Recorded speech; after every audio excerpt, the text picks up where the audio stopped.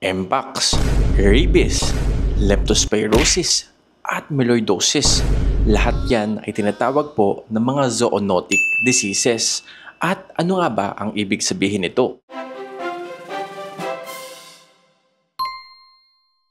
Hi everyone, this is Doc Jello. So recently, ang dami pong lumalabas na balita na dumadami po ang cases ng mga sakit na nabanggit natin. Kaya naman grabe na ang pagkaning ng mga tao. So let's answer the question, ano nga ba ang mga zoonotic diseases? Ito po yung mga sakit na nanggagaling sa animals na pwedeng pumunta sa ating mga tao.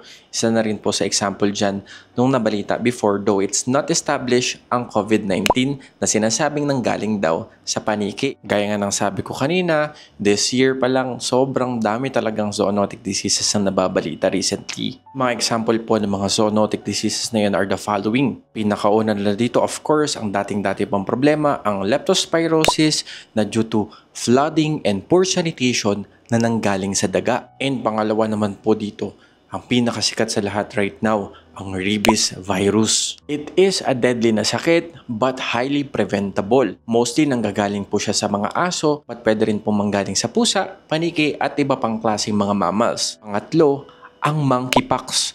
Ito po yung recent talaga po na nababalita na nagkaroon na tayo ng case at slowly dumadami siya. Kaya meron nga po isa sa Laguna kaya medyo nakakatakot. Ito po ay galing sa rodent at sa mga primates, example na lang po ang mga unggoy. Pinaka-recent din na nakita ko, melioidosis. Ito po ay nabalita lamang na nagkaroon ng confirmed case sa Siquijor. Itong sakit na to, hindi man siya direkta nakukuha sa animals, but maaari siyang makuha sa mga contaminated soil and water na nakontaminate ng mga animals na infected. And lastly, ang dengue na dati pa naman talagang problema, though this is vector-borne, pero zoonotic in origin pa rin siyang maituturing. Itong mga sakit po na to, hindi lamang tumaring makaapekto sa inyong mga fur babies, pati sa inyo rin. Ang anak mo, ang asawa mo, ang magulang mo, ang kapitbahay mo, lahat tayo apektado dito. Kaya alam nyo sa totoo lang, ang public awareness is not optional but essential. Lahat tayo dapat mayroong basic na kaalaman about sa mga sakit na nabanggit ko. Dito po pumapasok ang role ng mga veterinarians pagdating sa public information and education. Veterinarians plays a huge role in the society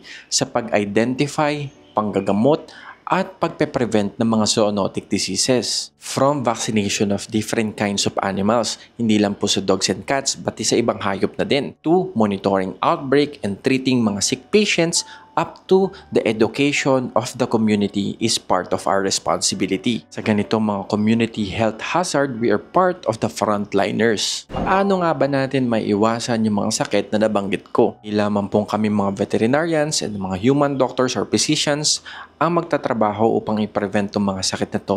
Malaki din po ang role ninyo mga tao in the community to prevent diseases. Una na po dito is to keep our fur babies or pets vaccinated. Example na lamang po sa sakit na rabies at leptospirosis. This is really preventable through vaccination. Of course, we must always practice good hygiene. Malinis na estero, malinis na kapaligiran, malinis na mga barangay. With that, mape-prevent po natin yung mga sakit. For example lamang ang leptospirosis and even dengue. Galiin po natin na magsuot ng gloves, ng boots if we are closely working sa mga mababahang lugar o kaya sa mga bukid na maaaring may kontaminadong lupa at tubig. Galiin din po sana nating lahat na uminom lamang sa mga sources ng tubig na alam na totoong ligtas at malinis. Ugaliin din po natin na i-monitor ng maigi ang ating mga pets or mga fur babies for any kinds of symptoms at kung meron man kayong makita, pumunta agad po tayo sa pinakamalapit na veterinaryo. Ugaliin din po natin na huwag hayaang palabasin ng ating mga animals tulad ng aso at pusa nang walang patnubay ng bawat isa.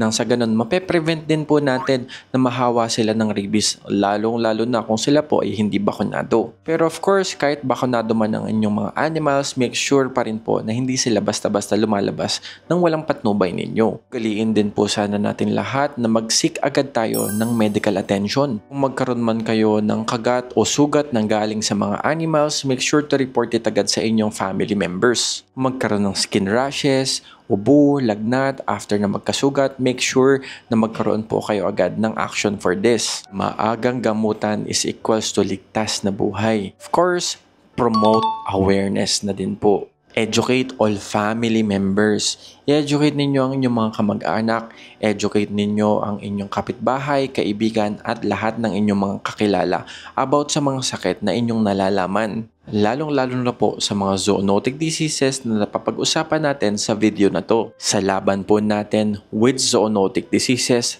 lahat po tayo in the community ay may role na ginagampanan. Health workers, veterinarians, and even us pet owners or mga fur parents ay may role sa paglaban sa mga sakit na to. Together, we can protect both human and animal health.